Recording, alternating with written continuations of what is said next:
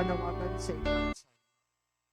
Si Nico J.D. Padrique na nakatira sa Valenzuela City, na anak ni Arnulfo Padrique at Caridad Padrique, ay ikakasal kay Kian Armiel S. Garin na nakatira sa San Nicolas, Manila, anak ni Melchor Garin at Amelia Garin. Gayon din si Ronald Cao na nakatira sa San Nicolas, Manila, anak ni Macario Cao at Herlope Suklom, na ikakasal kay Rosil May Caramoan na nakatira sa San Nicolas, Manila, na anak ni Arturo Caramoan at Silvia Abando. Gayon din kina Julius Adato na nakatira sa Binondo, Manila, na anak ni Arnel Adato at Natividad Romero, na ikakasal kay Ashley Palomares na nakatira sa Sampaloc, Manila, na anak ni Edwin Palomares at Clarissa Ramos. Gayon din sina Roderick Tobale na nakatira sa Santa Ana, Manila, na anak ni Jacqueline Tobale, na ikakasal kay Megan Tortosa na nakatira sa Binondo, Manila, na anak ni Melanie Tortosa. Gayon din si Gerald Uy na nakatira sa Tondo, Manila, na anak ni Oscar Uy at Lai Go. Ikakasal kay Lian D na nakatira sa Binondo, Manila, na anak ni William D at ni Lourdes Tan. Kung sino man ang may nalalaman na hadlang sa kanilang pag-iisang bibig, mangyari lamang ipagbigay alam agad sa opisina ng parokya. Contact number 0915-458-5880. Maraming salamat po.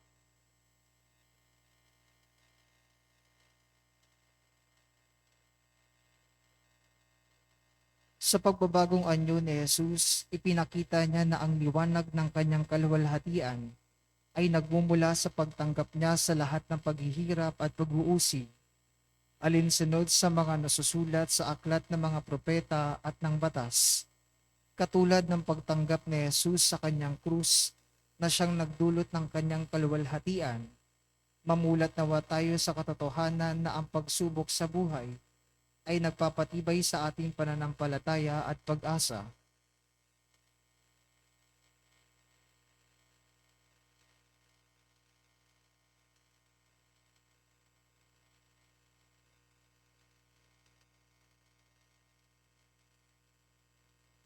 At ang mamumuno po sa ating banal na pagdiriwang ngayon ay ang ating pong kura paroko, Reverend Father Douglas D. Badong. Magsitayo po lahat.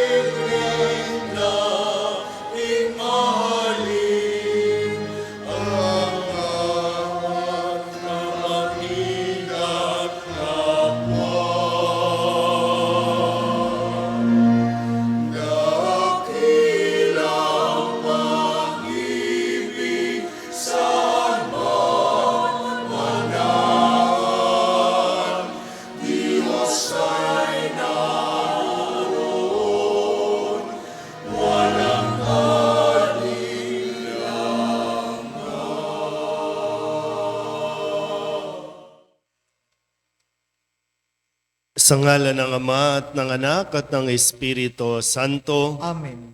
sumainyo ang Panginoon. At sumaiyo rin. Tayo po ay nasa ikalawang linggo ng Kwaresma o ng ating 40 araw na paghahanda tungo sa Pasko ng Pagkabuhay. Mga kapatid, aminin natin ang ating mga kasalanan upang tayo'y maging marapat gumanap sa banal na pagdiriwang.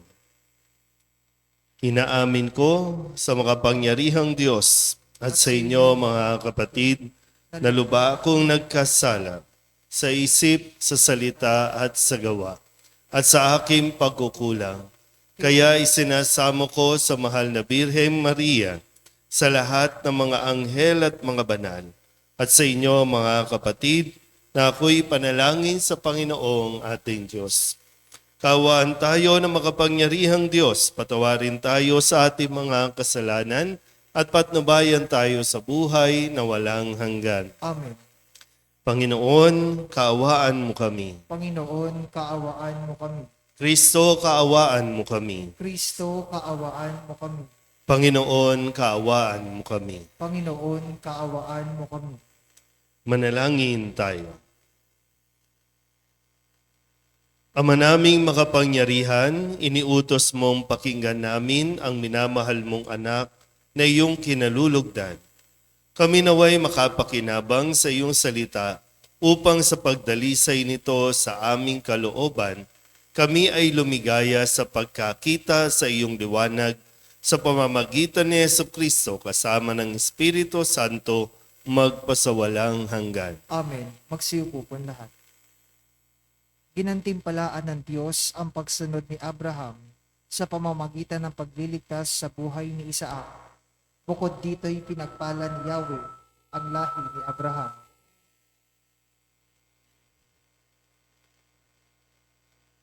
Pagbasa mula sa aklat ng Henesis. Noong mga araw na yaon, sinubok ng Diyos si Abraham. Tinawag siya ng Diyos at tumugon naman siya. Sinabi sa kanya, isama mo ang pinakamamahal mong anak na si Isaac at magpunta kayo sa lupain ng Moria. Umakyat kayo sa bundok na ituturo ko sa iyo. Ihandog mo siya sa akin. Pagsapit nila sa dakong itinuro ng Diyos, gumawa ng dambana si Abraham. Nang sasaksakinan niya ang bata, tinawag siya ng anghel ng Panginoon at mula sa langit ay sinabi, Abraham, Abraham, huwag mong patayin ang bata, huwag mo siyang saktan, na ipakita mo na handa kang sumunod sa Diyos, sapagkat hindi mo ipinagkait sa Kanya ang kaisa-isa at pinakamamahal mong anak. Paglingon niya'y may nakita siyang isang lalaking tupa na ang mga sungay ay napasabit sa mga sanga ng kahoy. Ito ang kinuha ni Abraham at inihandog kapalit ng kanyang anak.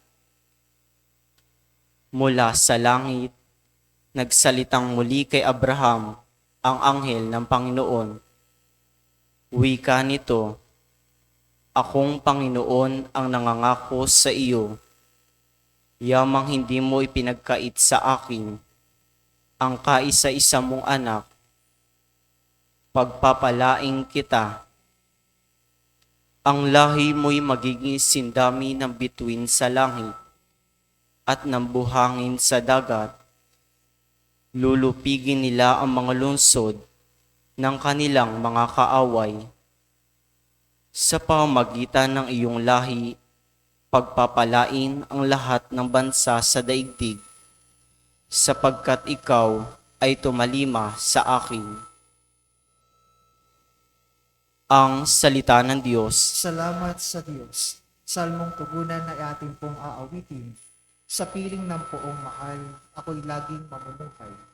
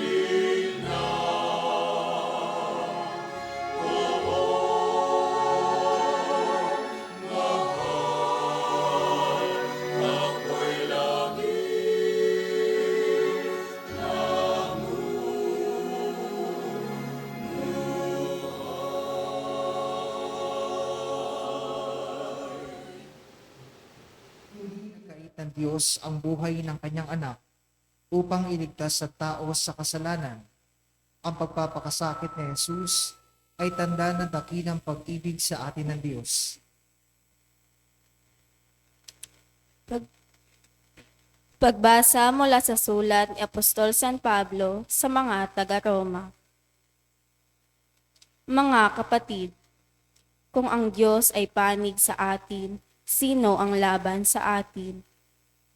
Hindi niya ipinagkait ang sarili niyang anak, kundi ibinigay para sa ating lahat.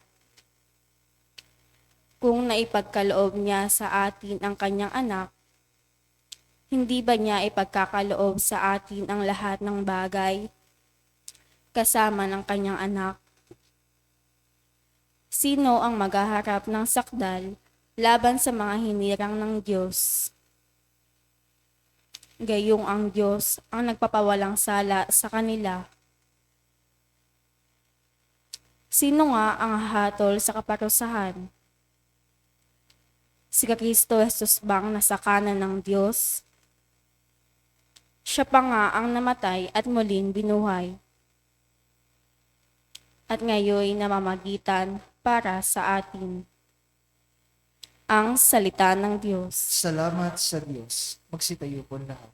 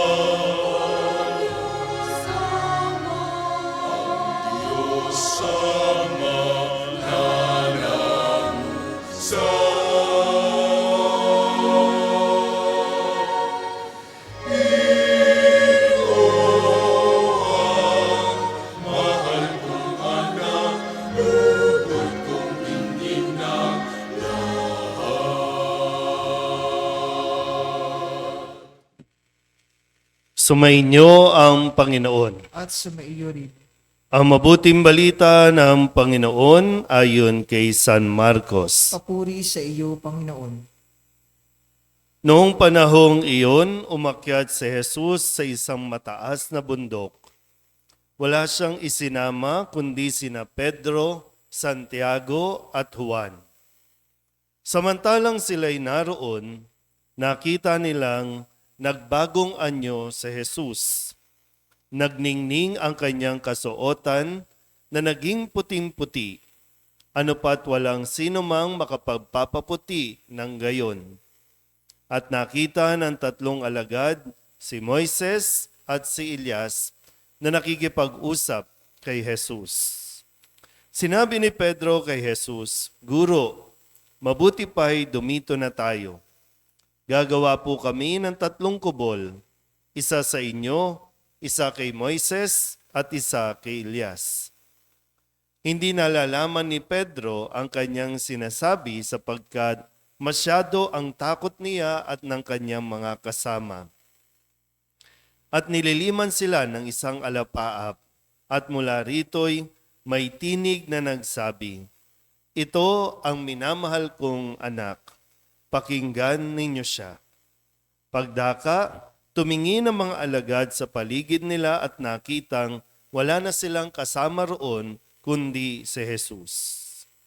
Habang bumababa sila sa bundok, ay mahigpit na itinagubilin sa kanila ni Jesus. Huwag ninyong sasabihin kanino man ang inyong nakita, hanggat hindi muling nabubuhay ang anak ng tao. Sinunod nila ang tagubiling ito, ngunit sila'y nagtanungan kung ano ang kahulugan ng sinabi niyang muling pagkabuhay. Ang mabuting balita ng Panginoon. Pinupuri ka namin, Panginoong Heso Kristo. Magsiupo po lahat. Isang magandang umaga po sa inyong lahat.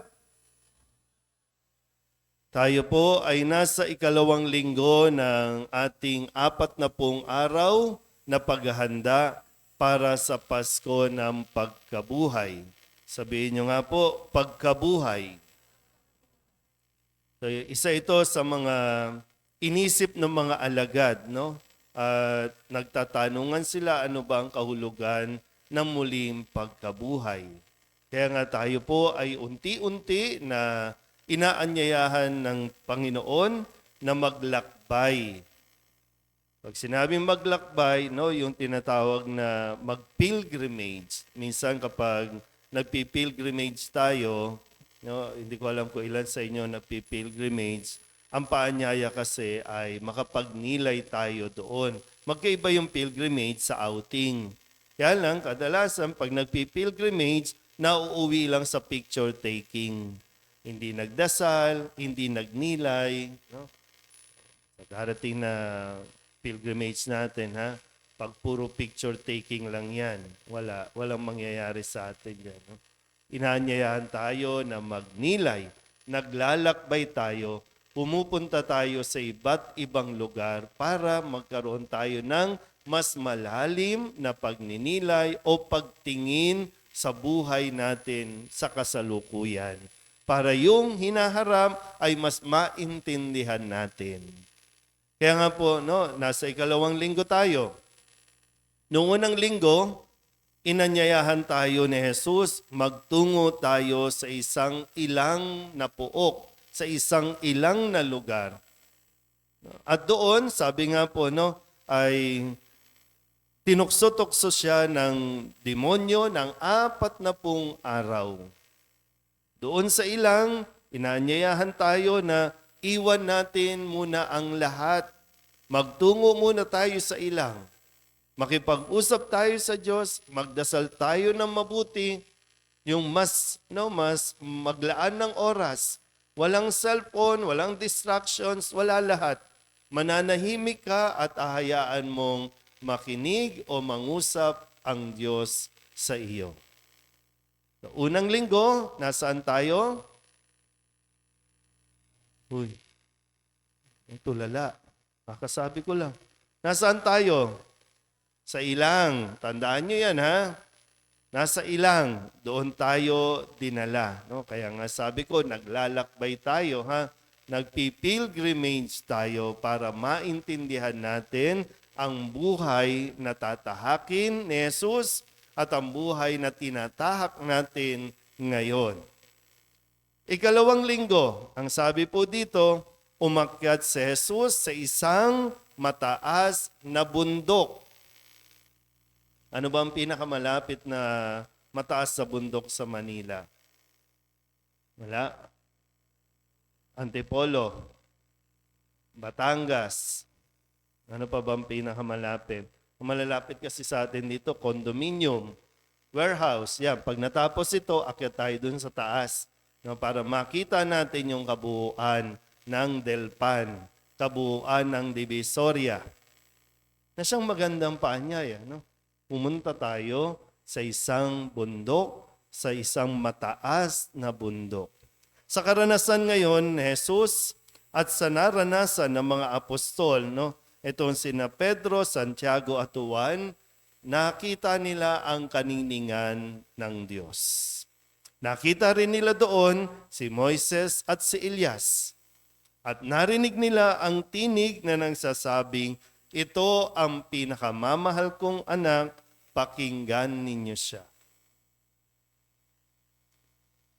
Hindi ko alam kung ano ang sinasabi sa iyo ng Panginoon, pero kung sa konteksto ng ating pong paglalakbay, nasa panahon tayo ng Kwaresma. Ano ang hinihiling sa atin? Iwan ang mga dahilan ng ating pagkakasala. Magbalik loob sa Diyos, humingi tayo ng tawad. Mahirap mamuhay sa kasungitan, mahirap mamuhay sa kalungkutan, mahirap mamuhay sa pag-iisa. Yung lagi kang balik ng balik sa pangit na karanasan, kaya tuloy pumapangit tayo lalo. Pangit na yung nangyari, pangit pa tayo, pinapapangit pa natin ang buhay natin. Kaya halika, umakyat tayo sa bundok. Pag nasa taas po kasi, no, gaya ng nasabi ko kanina, mas nakikita natin yung, kumbaga, yung perspective. Pag nandoon ka kasi sa kalagitnaan ng sitwasyon, nakakalito. Hindi mo nakikita yung ibang anggulo ng buhay kung bakit nangyayari. Ano ba nangyayari? Di ba pag nararanasan nyo naman siguro yung traffic, di ba yung nakastuck ka sa haba ng traffic, tapos pag nakalagpas ka lang sa isang punto, di ba, ang luwag na, ano nangyari? So kaya kailangan tinitingnan natin yung sa taas para makita mo ano yung nasa dulo, ano yung nangyayari dito. Kaya mahalaga po yung nagre-retreat tayo paminsan-minsan. Pag sinabi nagre-retreat, na umaatras muna tayo. Titingnan mo muna ano nangyayari sa pamilya. Kasi kung nandiyan ka lang, hindi mo nakikita mayroon tong pinagdaraanan, ito, meron din ito. Pero ikaw nandiyan na nakikita mo lang, aping-api ka, kawawa ka naman. Pero hindi mo nakikita o hindi mo nakita ano yung dahilan, ano yung konteksto, ano yung nakabuuan.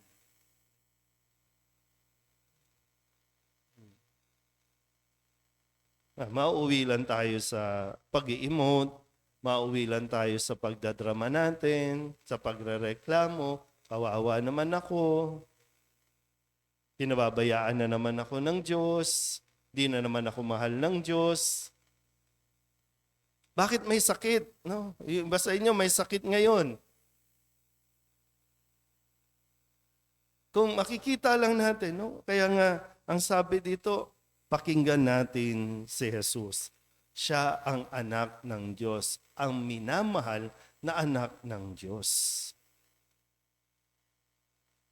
Kung hindi ka aalis, no? Kaya hindi naman sila nanatili doon sa bundok. Para bang, siguro, no? Hindi ko alam, wala naman tayo, pero nasa diwa tayo ng paghahanda ni Jesus para sa kanyang pag-aalay ng buhay. So, nagpapaliwanagan ba? Kinakausap pa ni Jesus si Moises at si Elias, yung katuparan ng mga propeta, ito yung utos. Pagkatapos nun, nanatili ba si Jesus sa bundok? Hindi. Bumaba. Ipinagpatuloy, tinuloy niya yung pag-aalay ng buhay para sa kaligtasan natin. Kasi yun yung mas naging malinaw na ano yung nandoon sa dulo. Kasi kung ito lang, maliit lang yung saklaw ng tingin niya, mahirap lang, puro hirap lang. Pero mo, hahagupitin, ipapako sa krus.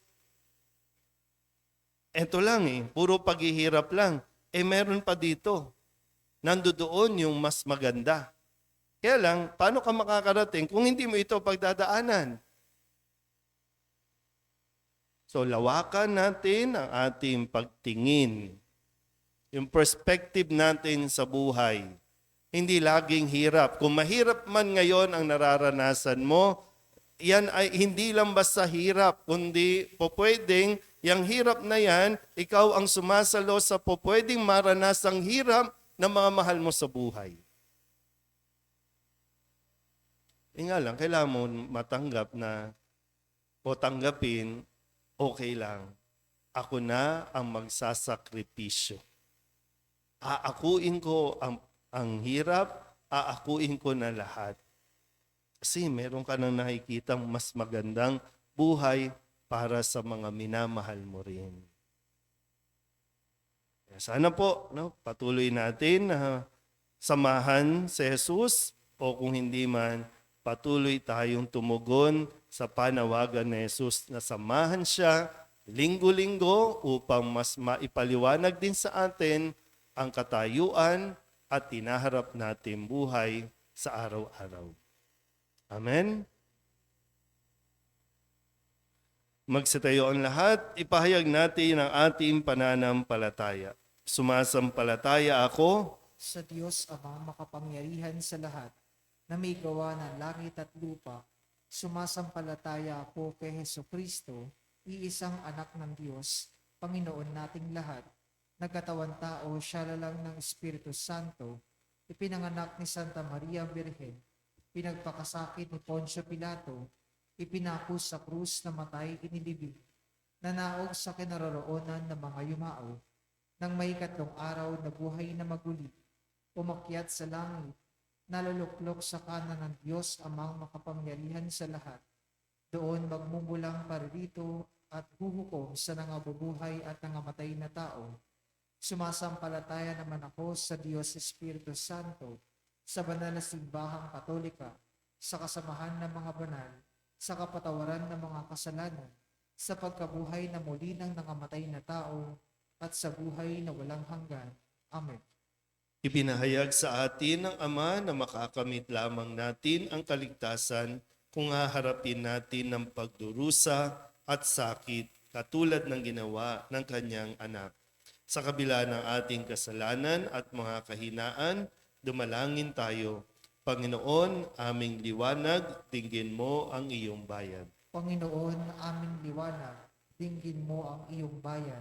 Pakinggan nawa ng mga namumuno sa pamahalaan ang tinig ng mga naghihigalos, mga inaalipusta, mga biktima ng kaharasan, at mabigyan nawa sila ng katarungan. Manalangin tayo. Panginoon, aming liwanag, dinggin mo ang iyong bayan. Magsilbing nawang inspirasyon ang pagbabagong anyo ng Panginoon sa mga may sakit, mga pinabayaan, mga nangungulila, mga umiral sa kanila ang tibay ng loob at pag-asa. Manalangin tayo. Panginoon, aming liwanag, dinggin mo ang iyong bayan. Lumagunawa tayo sa pananampalataya at pagtitiwala upang hindi tayo madaig ng kamatayan at manatiling mapayapa sa gitna ng mga pagsubok sa buhay. Manalangin tayo. Panginoon, aming liwanag, dinggin mo ang iyong bayan. Idulog din natin sa Panginoon ang ating mga personal na kahilingan at mga panalangin para sa ating mga pamilya, kasama ang mga kahilingan ng mga nanonood sa online. Lahat ng mga misang pasasalamat, espesyal na intensyon, mga agarang paggaling ng mga may sakit, at ang lahat ng mga kaluluwa na hiniling na ipagdasal sa misang ito.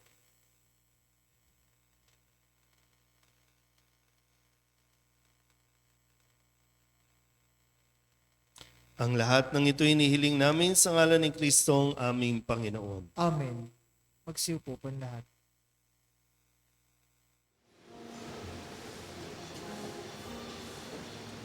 Buksan ang aming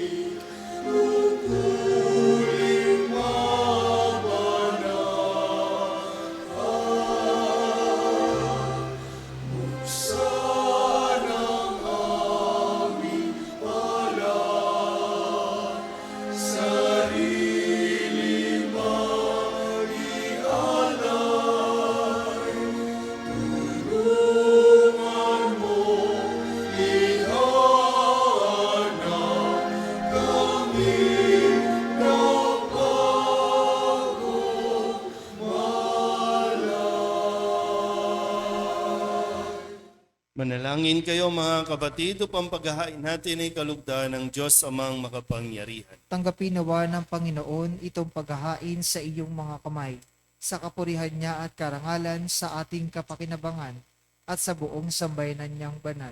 Ama naming lumikha, ang paghahain ito ay magdulot nawa ng kapatawaran ng aming mga kasalanan at magpabanal sa aming buong katauhan para sa pagdiriwang ng Pasko ng pagkabuhay sa pamamagitan ni Jesucristo kasama ng Espiritu Santo magpasawalang hanggan. Amen. Sumainyo ang Panginoon. At sumaiyo rin. Itaas sa Diyos ang inyong puso at diwa. Itinaas na namin sa Panginoon. Pasalamatan natin ang Panginoong ating Diyos. Marapat na siya ay pasalamatan.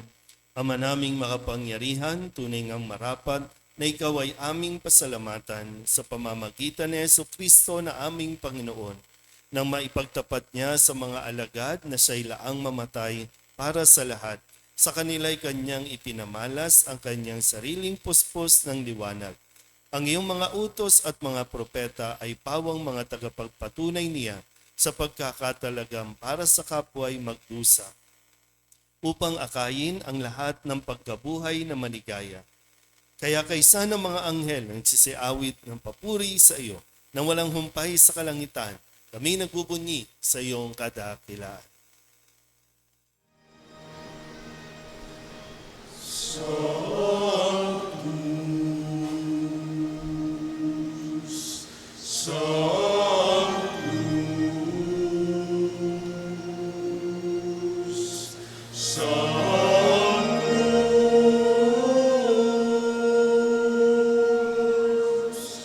Dominus Deus,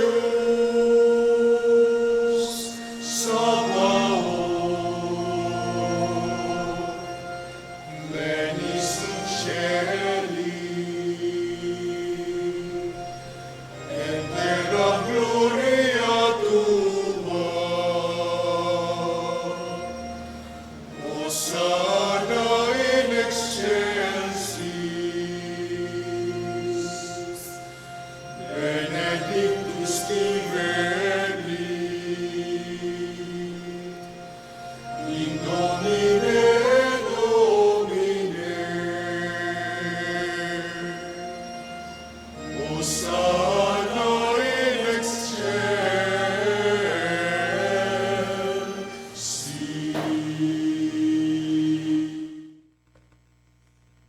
Ama naming banal, ikaw ang bukal ng tanang kabanalan. Kaya't sa pamamagitan ng iyong Espiritu, gawin mong banal ang kaloob na ito upang para sa aming maging katawan at dugo ng aming Panginoong Hesu Kristo. Bago niya pinagtisa ang kusang loob na maging handog, hinawakan niya ang tinapay, pinasalamatan kaniya, pinaghati-hati niya iyon, iniabot sa kanyang mga alagad at sinabi, tanggapin ninyong lahat ito at kanin, ito ang aking katawan na ihahandog para sa inyo.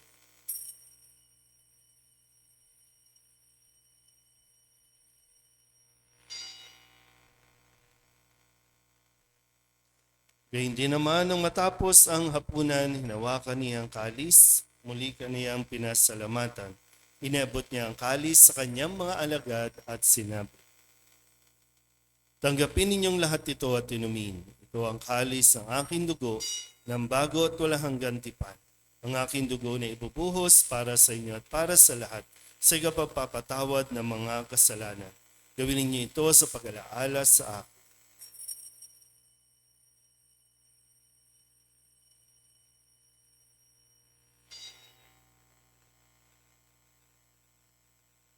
Ipagbunyi natin ang misteryo ng pananampalataya.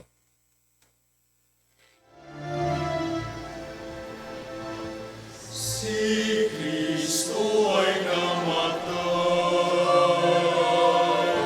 si Kristo ay nabuhay, si Kristo ay babalik sa wakas ng panahon. Ama, ginagawa namin ngayon ang pag-alaala sa pagkamatay at muling pagkabuhay ng iyong anak Kaya tiniaalay namin sa iyo ang tinapay na nagbibigay buhay at ang kalis na nagkakaloob ng kaligtasan. Kami nagpapasalamat dahil kami iyong minarapat na tumayo sa harap mo para maglingkod sa iyo. Isinasamo namin kami magsasalo-salo sa katawan at tugo ni Kristo ay mabuklod sa pagkakaisa sa pamamagitan ng Espiritu Santo. Ama, lingapin mo ang iyong simbahang laganap sa buong daigdig. Puspusin mo kami sa pag-ibig kay San Francisco na aming Papa at ni Jose na aming Obispo at ng Tanang Kaparian. Alalahanin mo rin ang mga kapatid namin na himlay na may pag-asang sila'y muling mabubuhay, yun din ang lahat ng mga pumanaw. Kawaan mo sila at patuloyin sa iyong kaliwanagan. Kawaan mo at pagindapating kaming lahat na makasalo sa iyong buhay na walang wakas. Kaysa ng mahal na Birhen Maria na ina ng Diyos, ng kabiyak ng puso niyang sa San Jose. Kaysa ng mga apostol at ng lahat ng mga banal na namuhay dito sa daigdig na kalugod-lugod sa iyo. May pagdiwang nawa namin ng papupuri sa ikararangal mo sa pamamagitan ng iyong anak na aming Panginoong Hesus Kristo. Sa pamamagitan ni Kristo, kasama niya at sa Kanya, ang lahat ng parangal at papuri ay sa iyo, Diyos amang makapangyarihan, kasama ng Espiritu Santo, magpasawalang hanggan.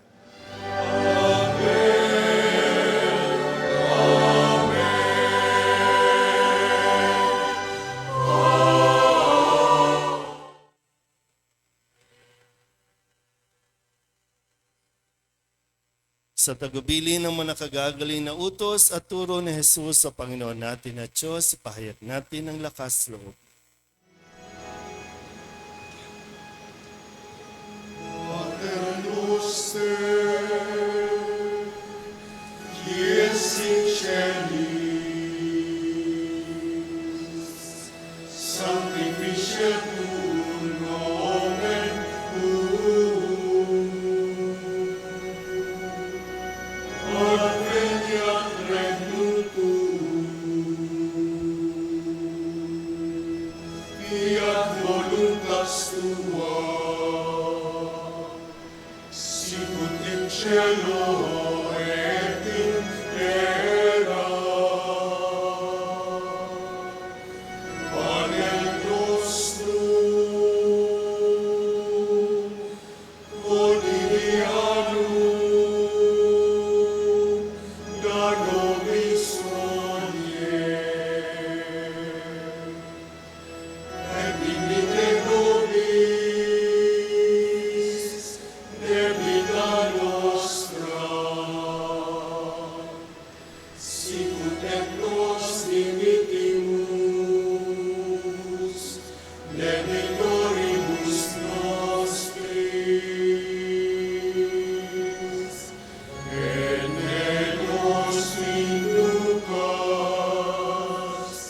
in tentatione,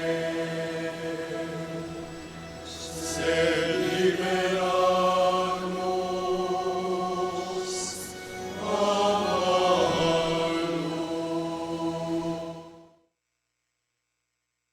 Hinihiling namin kami iadya sa lahat ng masama, pagkalooban ng kapayapaan araw-araw, iligtas sa kasalanan at ilayo sa lahat ng kapahamakan, samantalang aming pinananabikan ang dakilang araw ng pagpapahayag ng tagapagligtas naming sa Hesus Kristo. Sa'yo nagmumula ang kaharian at kapangyarihan at kaluwalhatian magpasawalang hanggan. Panginoong Hesus Kristo, sinabi mo sa iyong mga apostol, kapayapaan ang iniiwan ko sa inyo, ang aking kapayapaan ang binibigay ko sa inyo. Tunghayan mo ang aming pananampalataya at huwag ang aming mga pagkakasala. Pagkalooban mo kami ng kapayapaan at pagkakaisa ayon sa iyong kalooban, kasama ng Espiritu Santo, magpasawalang hanggan. Amen. Ang kapayapaan ng Panginoon ay laging sumainyo. At sumaiyo rin. Magbigayan po tayo ng kapayapaan sa isa't isa.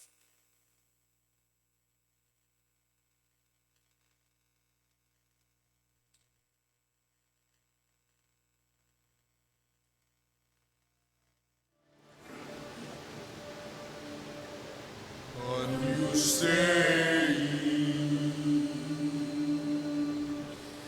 qui tollis peccata mundi,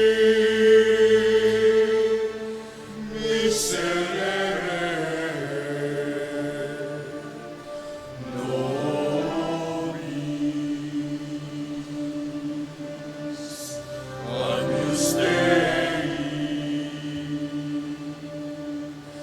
qui tollis peccata mundi, miserere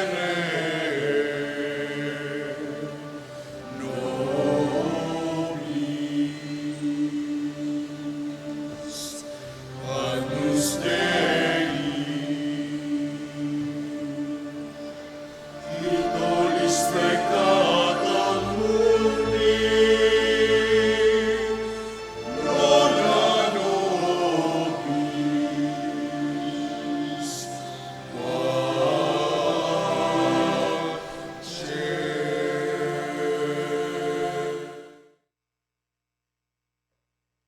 Ito ang kordero ng Diyos. Ito ang nag-aalis ng kasalanan ng sanlibutan.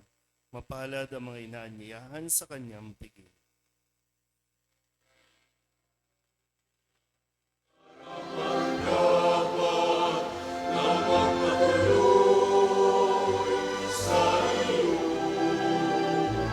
ngunit sa isang salita mo lamang ay nagaling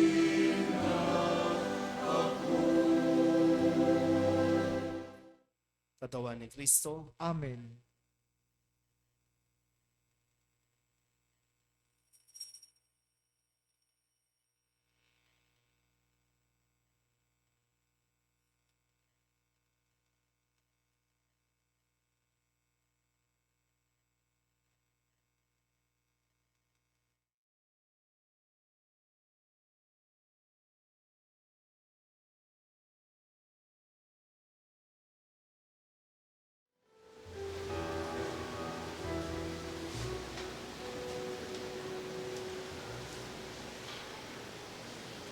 Ilikha mo kami ng sambagong puso. Hugasan ang kamay, nabasa ng dugo. Linisin ang diwa sa halay ay puno. Ilikha mo kami ng sambagong puso.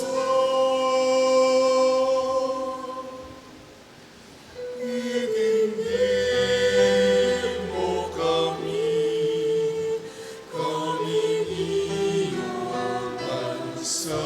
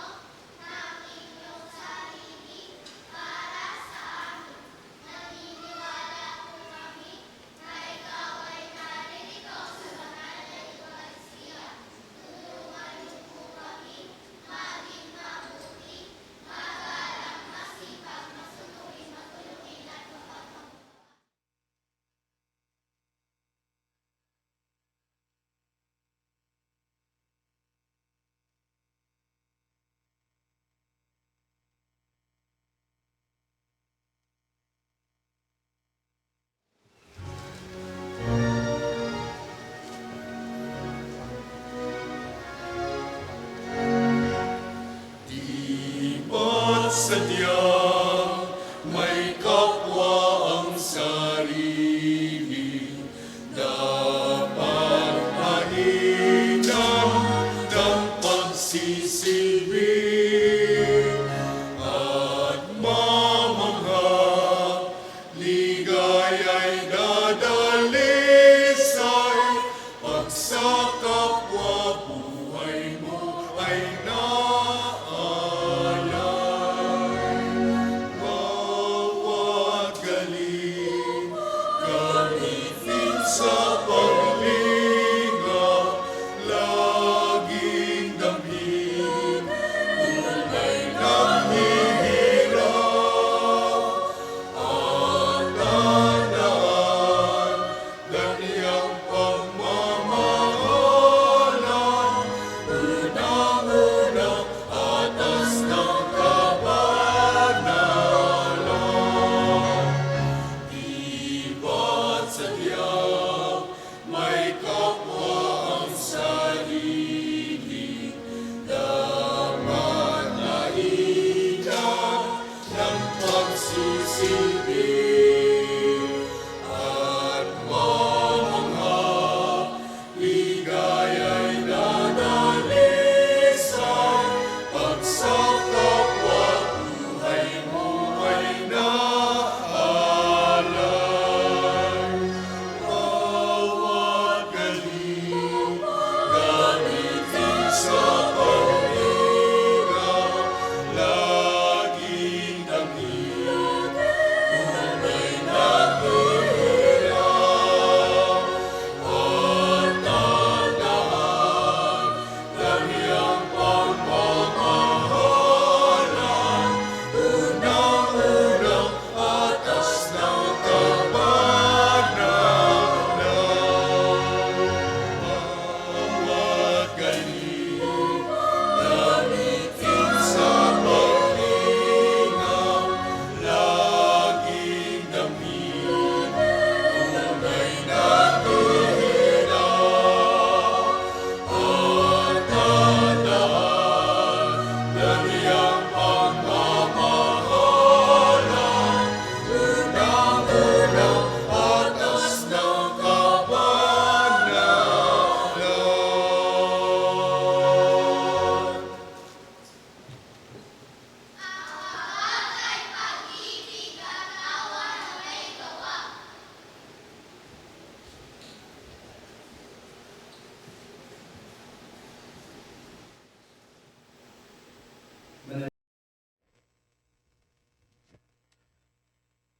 Ama naming mapagmahal, kaming pinapakinabang mo sa dakilang pagliliwanag sa bagong anyo ng iyong anak ay tumatanaw ng utang na loob sa iyo sapagkat kahit ngayon pa man sa lupang ibabaw, pinapagsalo mo na kami sa karigtan ng kalangitan sa pamamagitan ni Hesus Kristo kasama ng Espiritu Santo magpasawalang hanggan. Amen.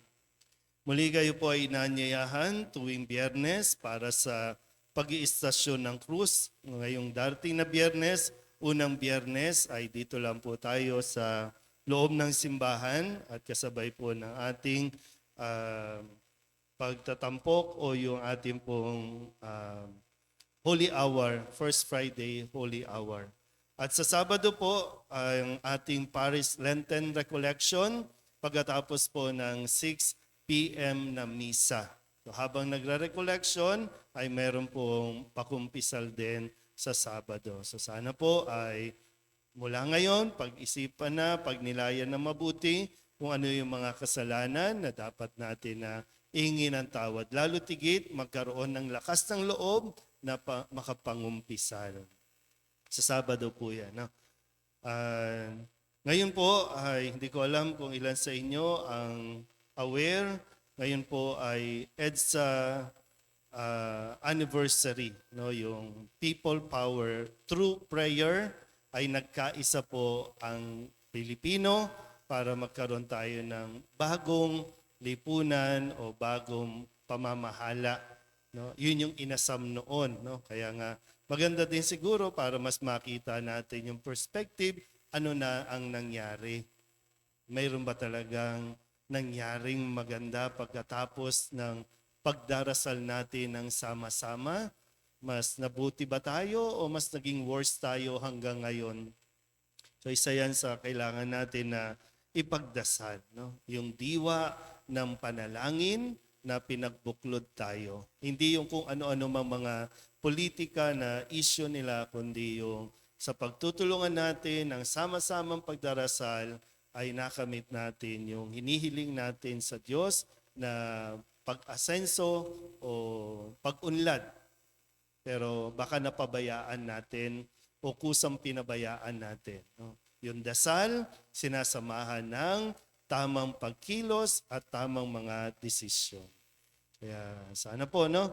Huwag natin kalimutan, ito ay bahagi ng ating kasaysayan, pero kailangan natin matuto sa ating po mga pagkakamali. Sumainyo ang Panginoon At sumaiyo rin. at pagpalain kayo ng makapangyarihang Diyos, Ama at Anak at Espiritu Santo. Amen. Tapos na ang banal na misa, humayo tayo sa kapayapaan ni Kristo. Salamat sa Diyos. Magandang umaga po. Magandang umaga po.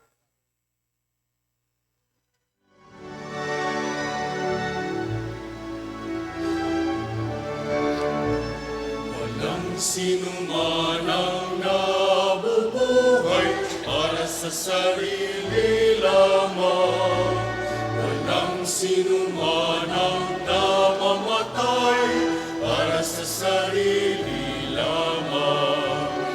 Tayong lahat ay may pananagutan sa isa't isa.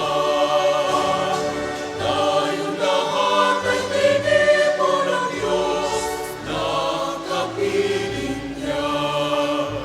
Sa ating pagmamahalan at paglilingkod sa kanino man,